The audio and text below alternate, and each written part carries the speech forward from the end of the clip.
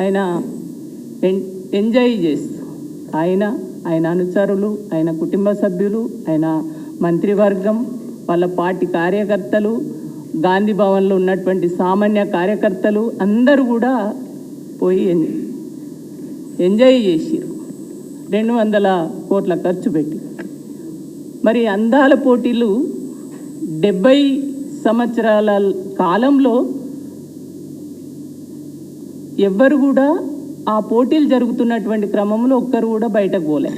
కానీ ఇవాళ మన దగ్గర జరిగినటువంటి ఈ అందాల పోటీలలో నుంచి మధ్యలోనే ఒక మహిళ పోయింది. అంటే మధ్యలోనే పోయింది అని అంటే ఆమె ఈ స్థాయికి రావడానికి అంటే ఒక అందంగా ఉంటేనే ఈ పోటీలలో పాల్గొన్నారు. వాళ్ళకు చాలా నైపుణ్యత ఉంటుంది. వివిధ పోటీలలో వాళ్ళు గెలిచి ఈ స్థాయికి వచ్చినటువంటి మహిళలు వాళ్ళు.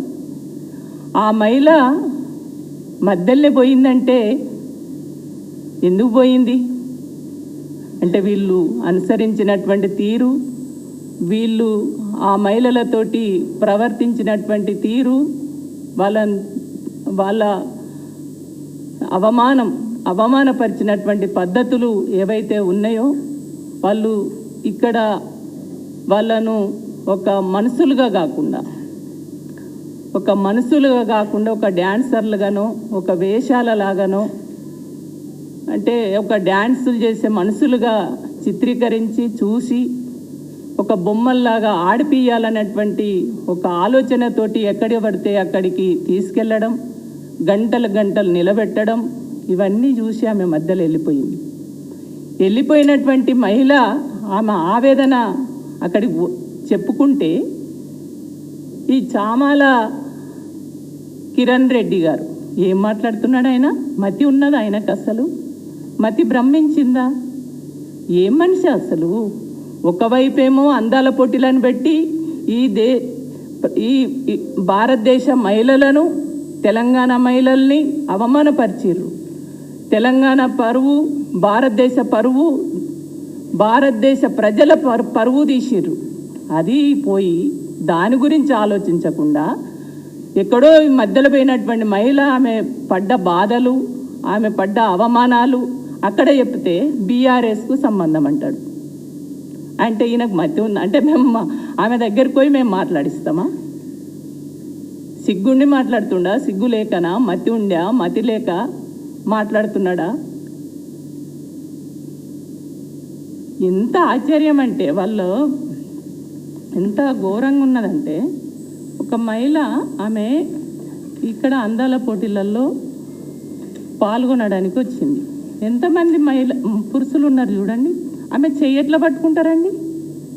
ఆ చెయ్యి పట్టుకోవచ్చా? చెయ్యి పట్టుకొని ఆమె ఆ ముఖం కవలికలు చూడండి ఎట్లా ఉన్నాయో, వణుకుతున్నట్టు, భయపడుతున్నట్టు, ఫ్రీగా ఉన్నదా ఆమె? ఇది ఇక్కడ వాళ్ళ ప్రవర్తించినటువంటి తీరు. ఇంకొకటి రియల్ ఎస్టేట్ ఆఫీసుల చుట్టూ తిప్పడం. రియల్ ఎస్టేట్ ఆఫీసుల చుట్టూ తిప్పి గంటలు వాళ్ళను నిలబెట్టి తమాషా చూడడం. దీనికి ఇక్కడ మీరు 200 కోట్లు ఖర్చు పెట్టి అందాల పోటీలు పెట్టి చేసిన నిర్వాకం ఇది వాళ్ళ పరిస్థితి.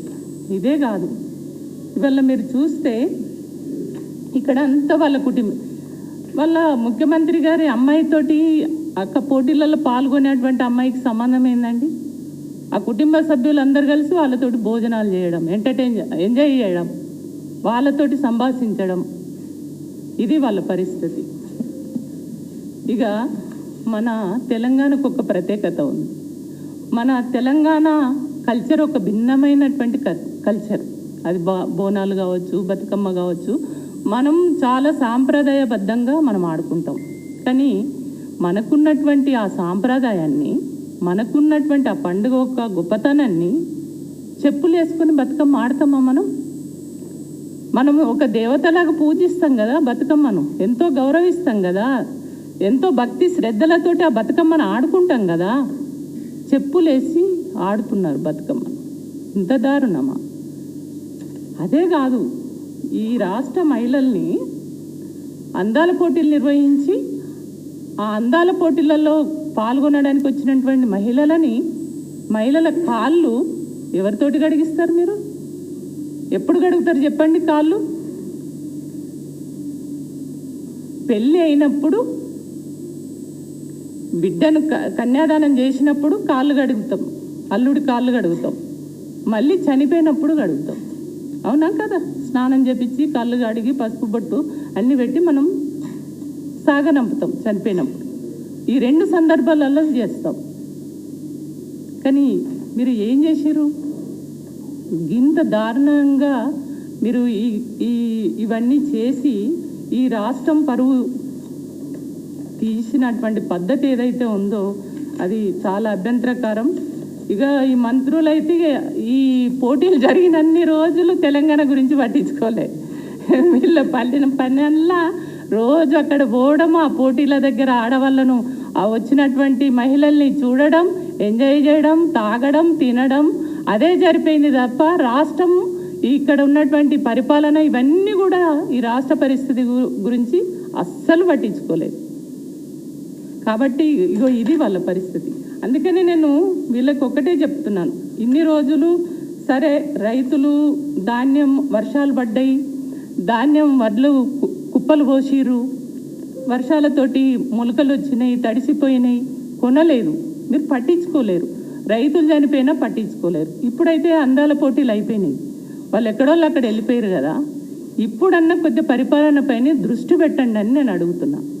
ఇప్పుడన్నా ఆ వడ్లన్నీ మొలకలు వచ్చినాయి, మొత్తం కుప్పలు పోసి తడిసిపోయినాయి, ముద్దలైనాయి, నల్లగా అయిపోయినాయి. ఇవాళ నెలల తరబడి రైతులు అక్కడే ఆ వడ్ల కల్లాల కాడ ఉండి బాధపడుతున్నటువంటి పరిస్థితి ఉంది. కాబట్టి ఇప్పుడైనా పరిపాలన పైన దృష్టి పెట్టండి, తెలంగాణ ప్రజల్ని పట్టించుకోండి. లేకపోతే ఇంకో గమ్మతి, ఇంకోటి నేను మీకు చూపించదలుచుకున్నా. అందాల పోటీలకు ఈయనకు సంబంధం ఉందా?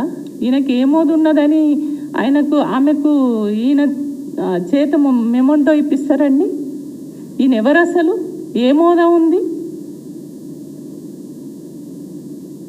ఇంకా గమ్మత్ ఏంటంటే గాంధీ భవన్లో పనిచేసే అటెండర్లు, వాళ్ళ పార్టీ కార్యకర్తలు, వాళ్ళందరితోటి వాళ్ళను ఇంటర్వ్యూ చేయడం, వాళ్ళతోటి మాట్లాడించడం, వాళ్ళతోటి సెల్ఫీలు తీసుకోవడం, ఇదే అండి.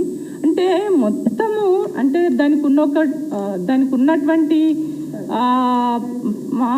ప్రాధాన్యత ఏదైతే ఉందో, అందాల పోటీలు దేనికి నిర్వహించారు అనేది అది పక్కకు పెట్టేసి వాళ్ళని ఎట్లా చేసిరంటే ఒక బొమ్మల్లాగా ఆడిచ్చిర్రు. ఇన్ని రోజులు వాళ్ళని బొమ్మల్లాగా ఆడిచ్చి వాళ్ళ ఇళ్ళకు తీసుకెళ్ళడం, రియల్ ఎస్టేట్ ఆఫీసులలోకి తీసుకెళ్ళడం, ఎవరైతే స్పాన్సర్స్ చేయడానికి వీళ్ళు అడిగితే ఇయ్యలేదని వాళ్ళని తీసుకుపోయి చూపించి వాళ్ళని లైన్లో కూర్చోబెట్టి వాళ్ళతోటి ఆటలాడిచ్చి పాటలు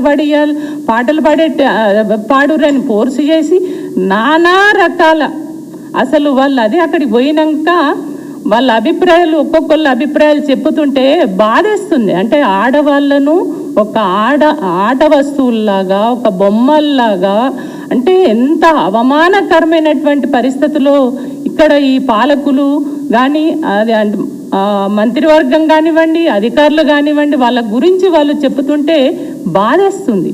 అంటే మనం ఎంతో కొట్లాడి పోరాడి అనేక రకాల అవమానాలు పడి మనం తెలంగాణ రాష్ట్రం తెచ్చుకోవాలి, మన ఆత్మగౌరవాన్ని కాపాడుకోవాలనేటువంటి దాంట్లో మనము సకల జనులం అందరం కొట్లాడి తెలంగాణ తెచ్చుకుంటే, మనం తెచ్చుకున్నటువంటి తెలంగాణను బ్రహ్మాండంగా అభివృద్ధి చేసుకొని ఇవాళ తెలంగాణ రాష్ట్రాన్ని దేశంలోనే అగ్రగామిగా చూడాలనేటువంటి కలలు కన్నటువంటి తెలంగాణ రాష్ట్రం మనది. అట్లాంటి రాష్ట్రాన్ని వాళ్ళ 60 ఏళ్ల పాలనలో చేయని పనులు 10 ఏళ్ల కాలంలో కేసీఆర్ గారు చేసి చూపించారు. అభివృద్ధి కానీ సంక్షేమ పథకాలు కానీ అవన్నిటిని కూడా పక్కకు పెట్టేసి వల్ల మన రాష్ట్రం అనేది ఇజ్జత్ తీసి ఇవాళ మనకు అదే బాధ అనిపిస్తుంది. వాళ్ళు చెప్పినటువంటి మాటలు చూస్తుంటే నాకే అవి చెప్పడానికి కూడా ఇబ్బందికరంగా ఉన్నది. ఆ రకమైనటువంటి పద్ధతిలో వీళ్ళు నిర్వహించడం కానీ ప్రవర్తించడం కానీ అది మంచిది కాదు. ఇప్పటికైనా మీరు పరిపాలన పైన దృష్టి పెట్టండి. రైతుల కష్ట సుఖాలు తెలుసుకోండి. తెలంగాణను నిజంగానే మీరు అభివృద్ధి చేయాలనేటువంటి ఒక సంకల్పమో ఆలోచనో ఉన్నట్లయితే ప్రొద్దున లేస్తే వీళ్ళ ఆలోచన ఏంది? ఇవాళ అరే అభివృద్ధి ఏం జరిగింది గతంలో, ఇంకా మిగిలిపోయినవి ఏమున్నాయి, ఏం పనులు చేయాలి, ఇంకేం చేయాలి, ఇవి చేస్తామనేది చెప్పండి. కానీ ప్రొద్దున లేస్తే కేసీఆర్ పేరు తలుచుకోకుండా, కేటీఆర్ గారి పేరు తలుచుకోకుండా, హరీష్ రావు గారి పేరు తలుచుకోకుండా వీళ్ళు నిద్రపోతలేరు. అంటే వాళ్ళ పేర్లు అంటే వాళ్ళకు ఏం చేయాలో అర్థమైతలేదు. ఎప్పుడన్నా వీళ్ళు అంటే ఏది చాలామంది అనుభవం లేని వాళ్ళు, పరిపాలన గురించి తెలియనటువంటి వాళ్ళు, కానీ వాళ్ళు ఎప్పుడైనా కూడా ఆ గతంలో ఎప్పుడు చూసినా వాళ్ళ చరిత్ర ఏంటంటే ప్రజల కోసం కంటే వాళ్ళు ముడుపులు అంటే ఆస్తులు పెంచుకోవాలి, ఎట్లా చేసి కమిషన్లు తీసుకోవాలి, తీసుకున్నటువంటి డబ్బులను మళ్ళీ అక్కడ కేంద్రానికి వాళ్ళ పార్టీ నాయకులకు పంపాలి సంచులలో, మళ్ళీ మేము పదవులు తెచ్చుకోవాలనేది తప్ప తెలంగాణ రాష్ట్రం గురించి కానీ తెలంగాణ అభివృద్ధి గురించి కానీ పట్టించుకుంటున్నటువంటి పరిస్థితి లేదు. కాబట్టి ఇప్పటికైనా మీరు అభివృద్ధి వైపు మీరు ఆలోచించండి, అభివృద్ధి వైపు మీరు అభివృద్ధి చేసే దశగా మీరు ముందుకు వెళ్ళండి. లేదంటే తెలంగాణ ప్రజలు మిమ్మల్ని క్షమించరని చెప్పేసి ఈ సందర్భంగా తెలియజేస్తున్నాం. రమా గారు మాట్లాడతారు.